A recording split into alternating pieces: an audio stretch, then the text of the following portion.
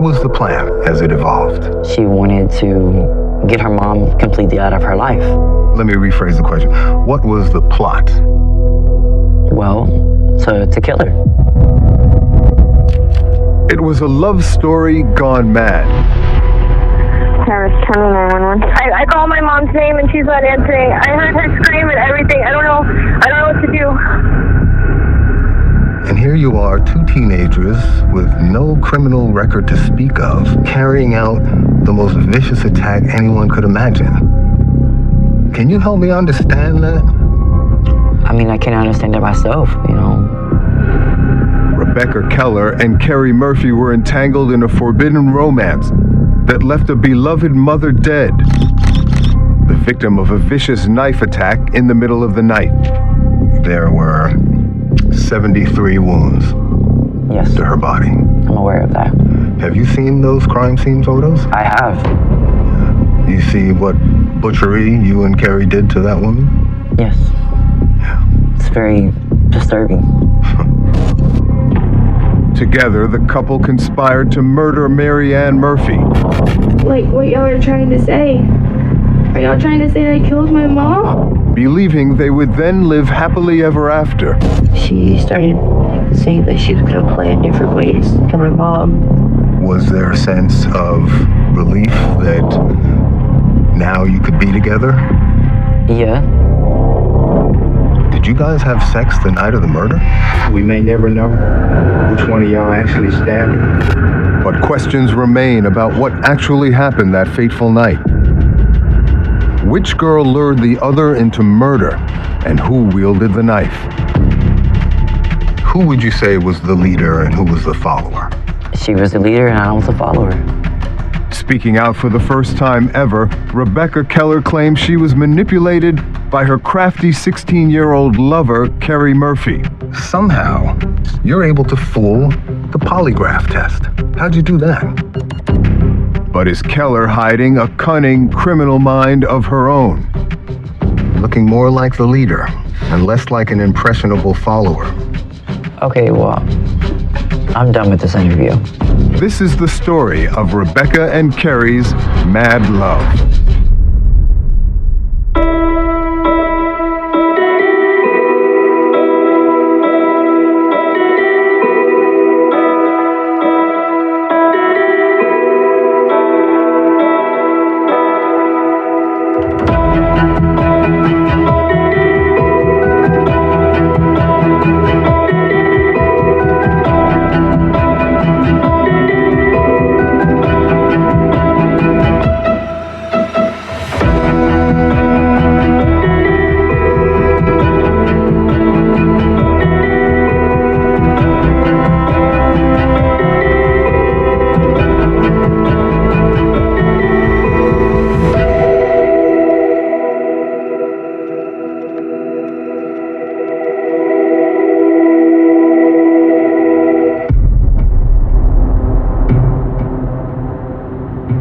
Today, deep in the heart of Texas, I'm investigating a case where a tempest of young love turned deadly.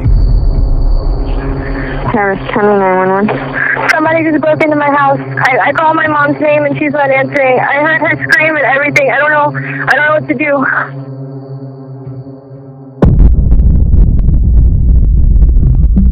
On July 16, 2012, in Humble, Texas, 16-year-old Kerry Murphy called 911. Her mother, Mary Ann Murphy, had been stabbed 73 times in the middle of the night. At first, Kerry claimed it was a shocking home invasion. There were signs of a break-in and a bizarre note left on the kitchen table. But as police dug deeper, a more sinister truth emerged. And at the center of it was a forbidden romance between Kerry and one of her high school classmates, Rebecca Keller. I kind of had a fear of her mom. Her mom kind of scared me. Keller and Murphy's obsessive romance erupted in the brutal stabbing death of Murphy's mother, Mary Ann. Both pled guilty to murder. Keller is now serving 60 years in prison, and Murphy received a 30-year sentence. Today, speaking for the first time about the crime, Keller says she wants to bear all. And I want to understand how two teens with no history of violence cross the thin line between love and hate.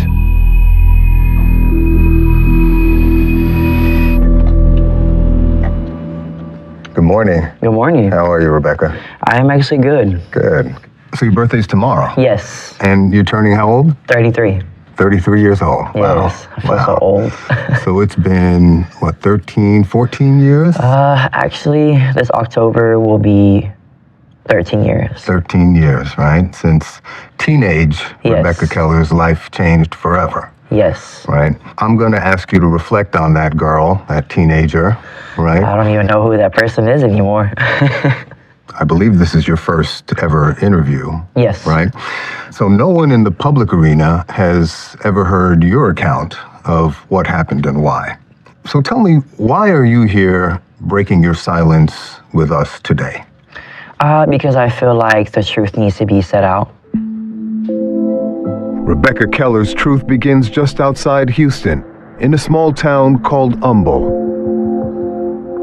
You grew up with your parents and your brother I did. in what some people have described as, quote, the wrong side of town. I'm sure you've heard that, right? Yes. You had your share of challenges in school.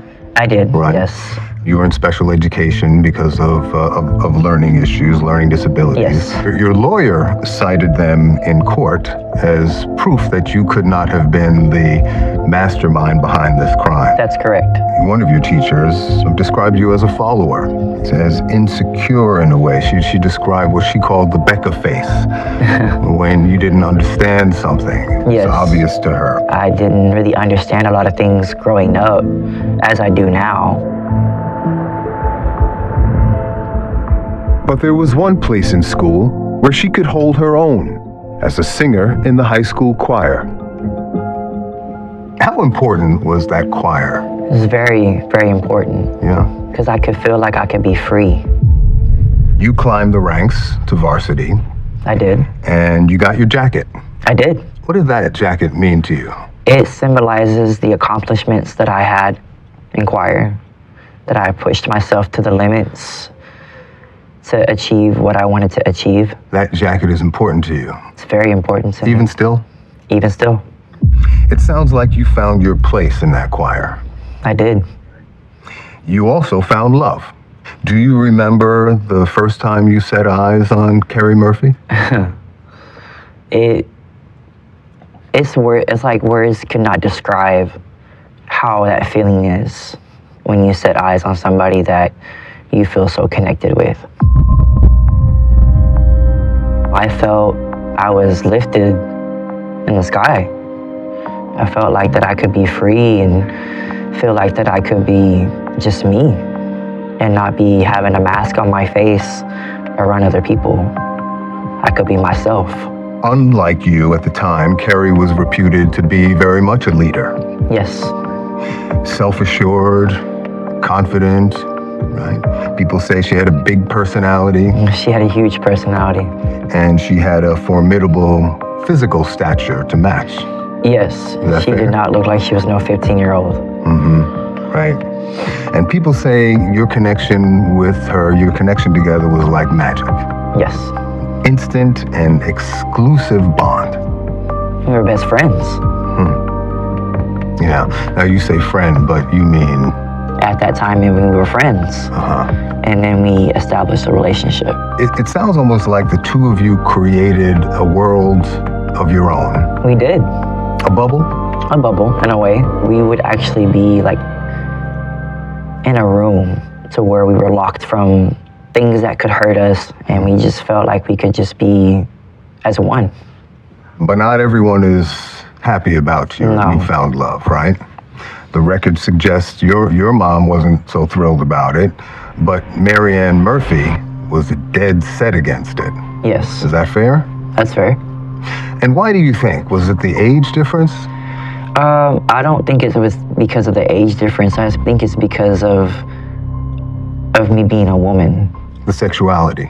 Yes, her mom was very against that. Like, I remember hearing her mom tell her that I'd rather you be pregnant by a black man than me with a woman. Because that's the worst thing she could have thought of at that That's point. the worst thing she could ever thought of. The age difference was an issue for her. It was. Carrie was a 15-year-old freshman, Yes. right?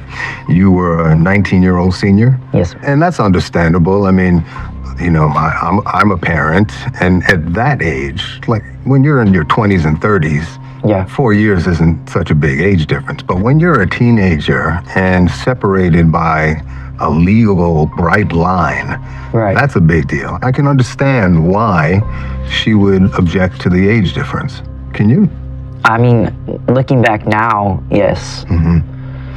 There was a lot of sneaking around going on back There then, was, right? you know, teenagers, they sneak around. Right. Marianne was the one trying to burst the bubble that Yes. you and Carrie had created, right? Yes, Is that fair? that's fair. It sounds like because of that, both you and Carrie came to hate her. I didn't really come to hate her. I just came to dislike her. Really? Yes. Not stronger than dislike? No. She was standing in the way of what was, according to you, the most important thing in the world at that point, that relationship. So far, Rebecca Keller's responses to my questions were straightforward, her demeanor almost calm. But I knew it was a facade, one that hid a primal fear. At one point, you referred to yourselves in writing as Romeo and Juliet. You remember Yes, that? I remember that. It was based off of the Shakespeare story. Her father keeping her away from this boy, and it's basically similar. Star-crossed lovers, Yes. right? Do you remember how it ends? That they both drink poison to kill each other. They both martyr themselves or are martyred to love. They're the ones that die. Yes. It's not the same as your story. No.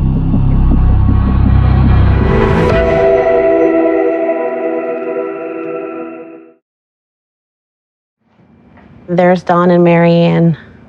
These pictures were taken of our wedding, so I dug them out. Marianne was very goofy. She was funny. She really had the best personality ever. This is Carrie, and our flower girl. Bobby Stevens was Marianne Murphy's best friend. Back in 2012, Marianne was concerned about her teenage daughter Carrie's relationship with an older high school girl, Rebecca Keller. I talked to her every morning on her way to work and every day on her way home. And Marianne did not like the idea of Carrie and Rebecca being friends. There was an age gap there. By May 2011, Keller had graduated high school, while teenage Carrie Murphy was continuing to see her against the wishes of her parents, Marianne and Don Murphy. Don Murphy catches you in the family home a couple of times, Twice, from what I can remember. including once in the shower. Yes. Marianne catches you a couple other times, including once in bed with Carrie. How many times were you in the room? Multiple times. How many? Dozens of times? At least every night. Every night. Every night. Were you just blatantly ignoring the limits that they were setting for their 16-year-old daughter? It wasn't that I was ignoring it, but I was going based off of what she wanted to do. What Carrie wanted? Yes. Why wouldn't you tell Carrie, this is not a good idea. I'm a little older, I'm a little wiser. Your parents are setting these limits. We should respect them. I've actually had multiple conversations with her about that. Yeah. And she just refused. But you also refused if you were going to be over there every night. I did. After almost a year of her daughter sneaking around with Rebecca Keller, Marianne decides enough is enough and calls the police. There's an arrest for trespassing. Yes. Marianne is now escalating the obstacles. Yes. And to boot, technically, you were an adult and Carrie was a child. Yes. But in my mind frame, I wasn't. My mind didn't really develop as well as everybody else's mind did. So that's why I was more hanging around younger people, because my mindset, not because of my age. So that's why me and Carrie became very close friends. You know, I may have been 19 physically, but mentally I was like 14, 15. Did you understand at 19 what a bright line that is in the law? No, I didn't. But you knew that you could get in big trouble. I knew, yes. Right? Statutory rape. Yes. Right? Child sexual abuse. Yes. You were committing those crimes. Right. Then, Mary Ann Murphy confiscated her daughter's phone. And that was a big deal for you. Tell me why. Because I felt like it was cutting off my communication with her. You were also worried about material that you had sent or exchanged with Carrie. I was. What kind of material? Like sexual text messages, pictures. So under the law, that could be considered child pornography. Yes. I freaked out, you know, because that's basically throwing all my life away. So in order to avert child sexual abuse charge, you turned to murder. Yes. It turns out the two teenagers had already been plotting to murder Carrie's mother for 3 months. You know, Carrie's the one that came to me asking me about everything and how to do everything, and I was like, I really don't know, but... Everything meaning? Like getting rid of her mom. Killing her mom. Yes. And who started hatching the plot to kill her? Was it you, or was it Carrie, or was it both of you? Well, it was mainly Carrie. Mainly Carrie? Yes. But you were involved. I was don't deny involved, that, yes. right? You don't deny that. I don't deny that at all. And who would you say was the leader and who was the follower? She was the leader and I was the follower. No doubt about it? No doubt about it. When Mary Ann Murphy threatened to hack open Carrie's phone, the young lovers' premeditation turned into panic, and the murder plot thickened. What was the plan as it evolved? She wanted to get her mom completely out of her life. Let me rephrase the question. What was the plot? Well, to kill her. To kill her? To kill her how? Any type of way. And I know there were a lot of different stories later told to police by both of you. But let me ask you this, in as much detail as you can recall. Rebecca, tell me what really happened that night.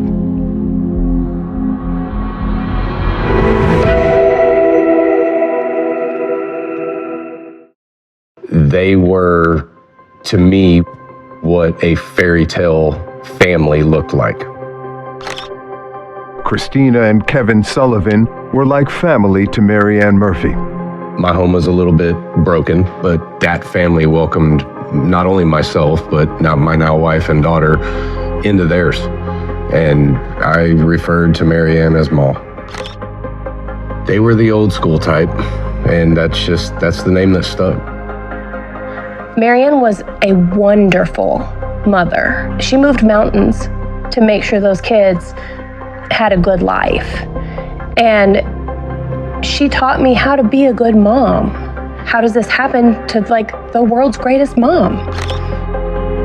In July 2012, Mary Ann Murphy was fed up with her 16-year-old daughter's obsessive relationship with 20-year-old Rebecca Keller. And the young lovers were fed up with her getting in their way.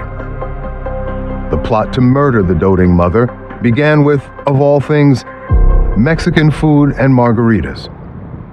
Mary Ann was going to go out to dinner for what you and Carrie described as a last supper at a Mexican restaurant. I gather you weren't invited to that. No, I didn't even know they went to a Mexican restaurant.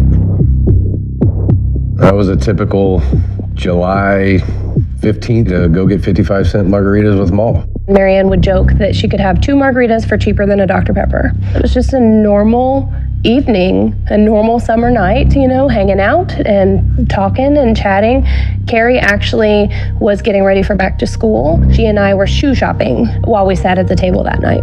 At the time, it didn't seem like Carrie was acting strange. After dinner, the Sullivans stopped by the Murphys' house before calling it a night, and Marianne eased into a deep sleep.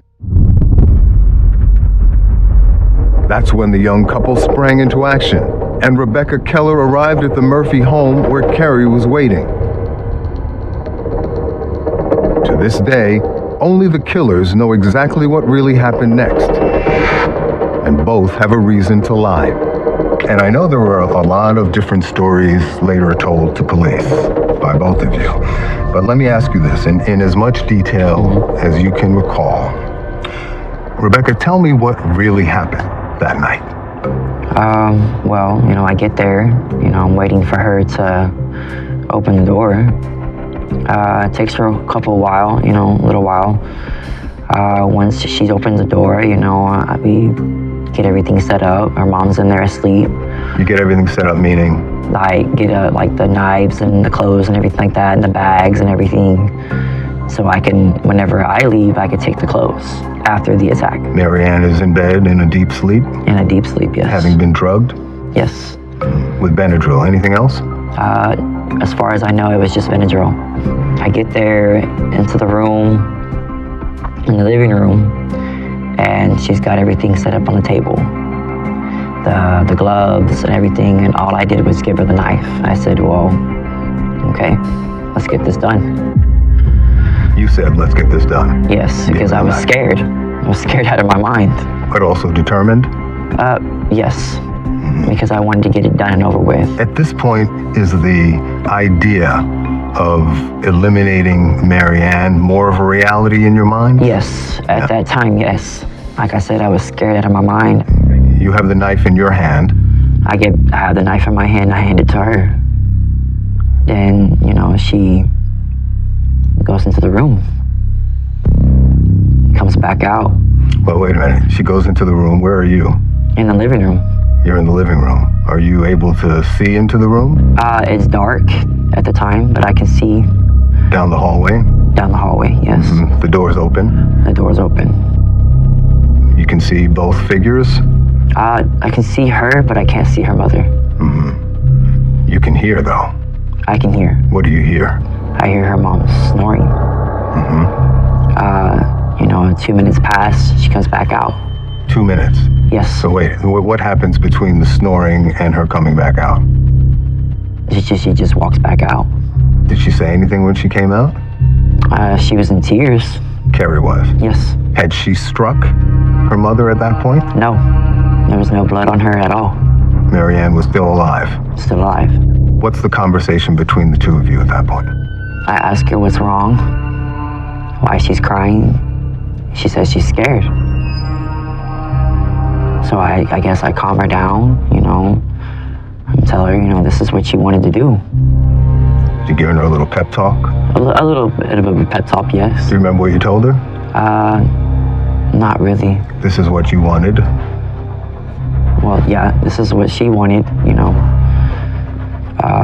This is really what you both wanted? Yes, at that time, yes, we both wanted it. Mm-hmm. We both wanted her out of our lives. So now you're saying that you're encouraging her to go through with it? Yes. Even though she's clearly having second thoughts? Yes.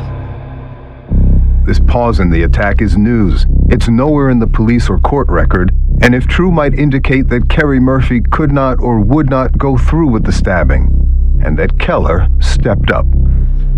Okay, what happens next? I guess like the first couple stabs, I start hearing screaming. And then more screaming, and it gets louder and louder. I hear her say, stop, stop. And then...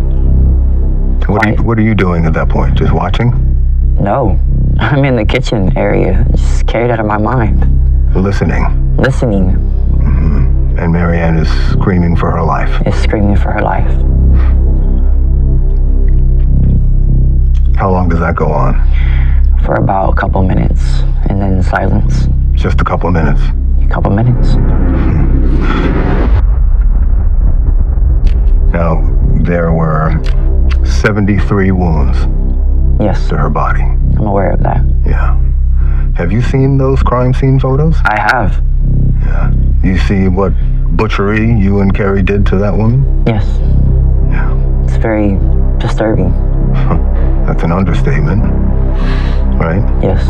And you're saying that all of that happened within a 2-minute period while you were in the kitchen listening to Carrie murder her mother. Yes. You never went into the bedroom No. and took part in that attack? No. Never. Never. You didn't ever stab Mary Ann Murphy? No. All Carrie. I'll carry. And you're just the accomplice. Accomplice, yes.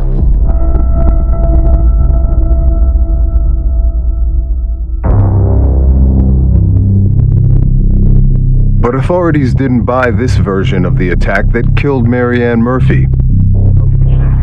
Harris County 911. Somebody just broke into my house. I called my mom's name and she's not answering. I heard her scream and everything. I don't know what to do. Or the cover story afterwards.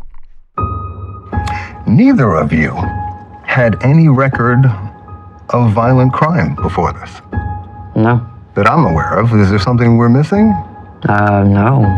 I mean, did you know that you and/or Carrie were capable of such brutality? No. How do you explain it? How do you explain two kids, two teenagers, they go from zero to the worst crime anyone can imagine? I mean, I can't understand it myself, you know. French psychiatrists call it folie à deux, or madness of two. It's a kind of shared psychosis. In this case, a tightly bonded couple perceived a threat to their relationship and violently lashed out. When you and Carrie saw what you had done to Mary Ann, do you remember what you were thinking or feeling in that moment? Shocked. Shocked, scared. Was there a sense of relief that it was over? Yeah. Did you guys have sex the night of the murder?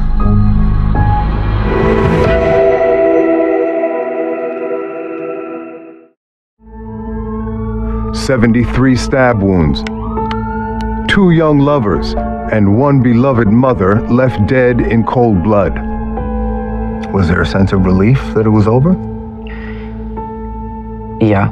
Was there a sense of relief that now you could be together? Yeah. Prosecutors charged both girls with murder and Keller with child sexual abuse for having sexual contact with her 16-year-old accomplice on or around the night of the murder, July 16, 2012. Did you guys have sex the night of the murder? No. That night we didn't have sex. You weren't celebrating the crime? No. After that, I left. So then the cover-up starts, right? It begins immediately? Yes. What happens? You tell me. Well, I get all the clothes, I get all the knives and everything. We get everything, put it in a bag. I leave. And that was around what time? Around 1 o'clock? A little after? A little bit before 1, because that's when I went and I got rid of the clothes. Under intense police scrutiny, the dynamic in their relationship shifts. Once believed to be the smarter and more confident of the pair, Carrie Murphy can't keep her story straight. At first, she blames a home invasion. I woke up to my mom screaming, "Stop, stop, help me, help me, help me, stop." I just kept hearing her scream over and over again, and I didn't know what to do. And I got really scared. I heard 2 men in the kitchen. I just heard like a man's voice go, "Shut up, shut up." She tried to put it on blame on 2 guys in the beginning. 2 black guys. One was supposed to be Mexican and one was supposed to be black. I see. Okay, well, I have to say that the number of times that both of you try and point the finger at unnamed black guys is amazing. like I explained to him in the car, the only suspicious thing, because he asked me about suspicious movements or anything. And I had noticed this African-American man like staring at my table. She started telling me, yeah, I'm gonna tell my brother that these two black guys, they were driving by the house. Are you guys racist, or was that just a tactic to embellish your cover story? Well, no, I'm not racist. Neither one of us are. So why are you pointing the fingers at unnamed black men? I wasn't. When police tell Kerry Murphy her version of events doesn't make sense, There seems to be something that doesn't add up. Okay, but you are not being truthful. Yes, I am. her story changes, and she claims that she conspired with a high school classmate, Zain Ahmed, to scare her mother, but instead, he stabbed her. I met him through an ex-boyfriend at the mall. What's his name? Zain. Zain Ahmed had nothing to do with the crime. It took police only 48 hours to arrest Kerry Murphy. I'm so scared.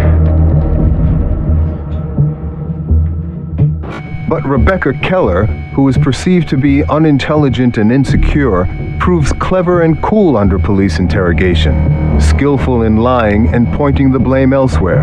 No, I didn't have any knowledge about that. That's why I said that Zain, the last time, I was here, Zain wasn't home. He wasn't home. Well, my question is, did you feel bad about framing an innocent boy? I did. I felt guilty. But you were prepared to do it anyway? Because I was following her lead. You're a follower? Yeah. You're not looking like a follower here. You're looking like a leader. You're looking like somebody who can hold her own, even under intense pressure, even under intense investigation. At one point, you even swear on the Holy Bible as you're twisting them around in lies. And you being completely honest with me? Yes, I'm being completely honest with you on the Holy Bible. Remember that? I don't remember that. And my personal favorite, you play the shrinking violet. Do I look like a bad girl? I'm a good girl. Do I look like a bad kid? No. I'm a good kid. Remember that one? I don't. Okay. You're bobbing and weaving and throwing curveballs, all the while knowing exactly what you and Kerry did to Marianne Murphy. Were you the one with the power in that relationship? Controlling Kerry? After all, this whole plot was in service to sparing you from a potential child sexual abuse and prison term. Well, I mean, I guess. There's an interesting shift taking place as I press Keller about instigating the crime. Her denials seem to weaken and lead to stunning admissions that reveal a shrewd criminal mind. Were you the one manipulating Kerry into murdering her mother to spare you a possible prison sentence? No, she was manipulating me. Because it's starting to look like the opposite here. She goes down in 2 days. You're several months in, spinning the detectives around. And then, somehow, despite all your alleged deficiencies, you're able to fool the polygraph test. How'd you do that? Well, from what the questions they asked me, I answered them honestly. Okay, here's the first question. Were you present when Kerry's mother was stabbed? You said no. That's a lie. Well, I mean, at that time, when they asked me that question, I was thinking that I was in the house, yes, but I wasn't in the room. I see. So you interpreted the question so narrowly that you were able to appear to be answering honestly. Yes. That's like a mic drop moment for any criminal. You beat the polygraph. Starts to look like you're the leader, Rebecca. Starts to look like you are a shrewd operator under intense pressure that Kerry couldn't endure.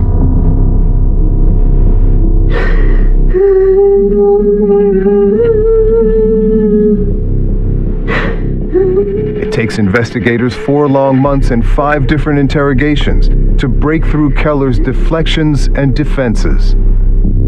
Finally, we get to that fifth interrogation, sitting in that room with your varsity jacket on. I feel like the walls are caving in. We may never know which one of y'all actually stabbed her. At that moment, are you worried that Carrie is cooperating with the authorities against you? No. You're not? Finally, Rebecca Keller, sporting her varsity choir jacket, is about to sing and serve up her teenage lover. She started saying that she was going to plan different ways to kill her mom. The walls are closing in on you. By October, now you're straight up throwing Carrie under the bus at every turn. And when the questions intensify, Keller can't stand the heat. Okay, well, I'm done with this interview. Oh, you're done? Why?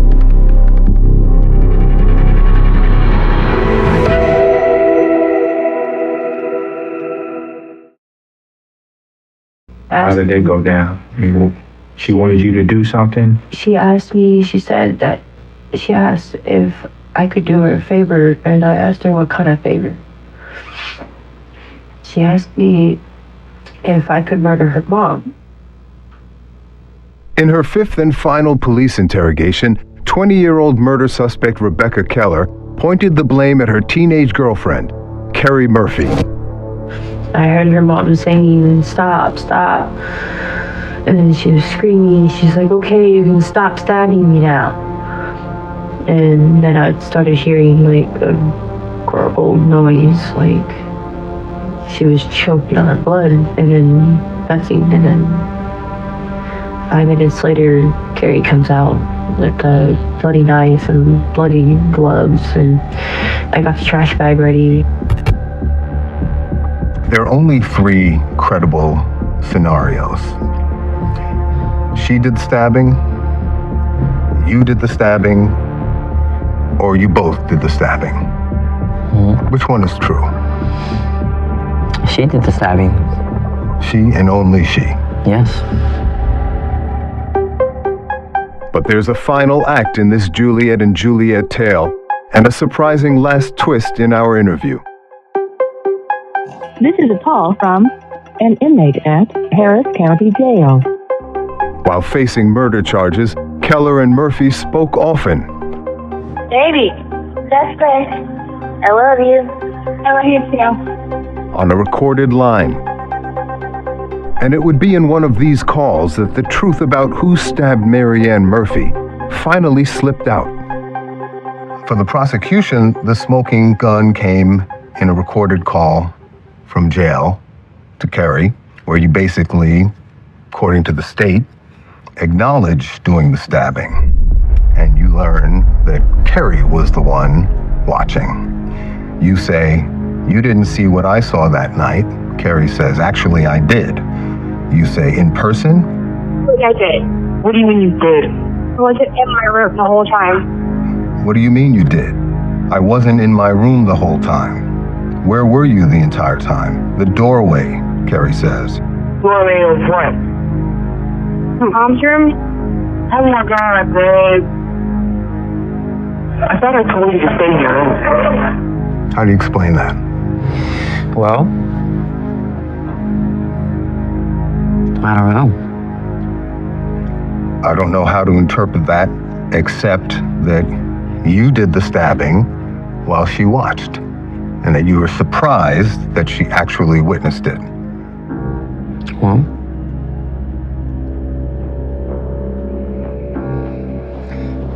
I mean, I really don't know. You can't explain that? No. Do you remember that phone call? I don't. It was a key piece of evidence in the case. Oh, I remember it being the key evidence, but I don't remember that conversation at all. I don't remember that. Because there's hundreds and hundreds of phone calls. If Keller hoped to change the narrative of the murder, she seems about defeated. But 13 years later, she's still unwilling to take responsibility. You later told someone that you began stabbing Mary Ann and blacked out.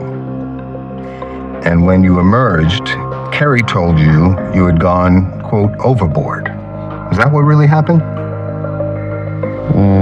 Not from what I remember, everything that was going on.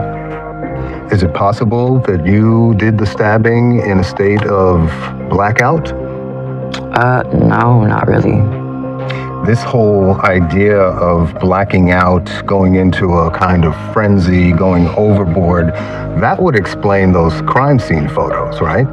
Right. 73 stab wounds all over her body, her throat cut, defensive wounds all over her body, wounds to the torso, wounds to the back, wounds everywhere. Absolute butchery, Rebecca. Looks like someone in a violent frenzy. So let me ask you again. Is it possible that you, in some quote-unquote blackout state, went in there, started stabbing her, and went into a frenzy that it's hard for you to recall? Well,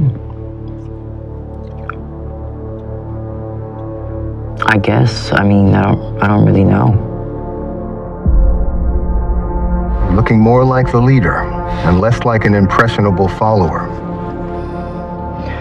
Okay, well, I'm done with this interview. Oh, you're done? Why? I'm done because you're trying to make me seem like I'm a monster and I'm not. Miss Crumpton, let me out.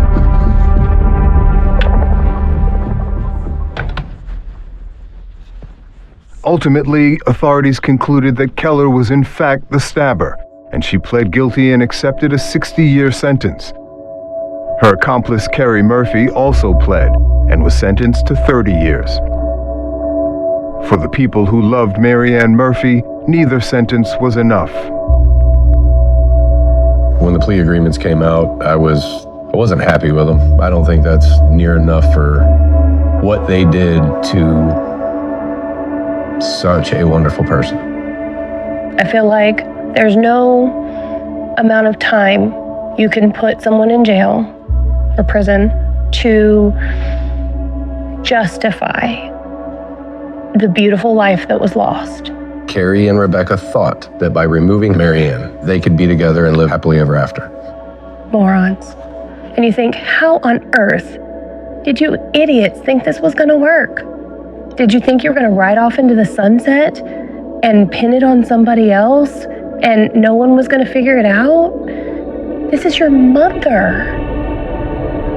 Today, as they sit in separate Texas prisons, the mad love between Rebecca Keller and Carrie Murphy is long gone, but their victim is dearly missed and forever remembered.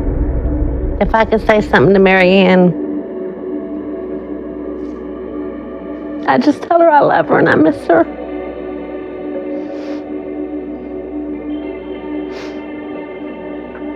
A lot. Everybody should have a friend like that. And I lost mine. There's not too many days I don't think of her. Still.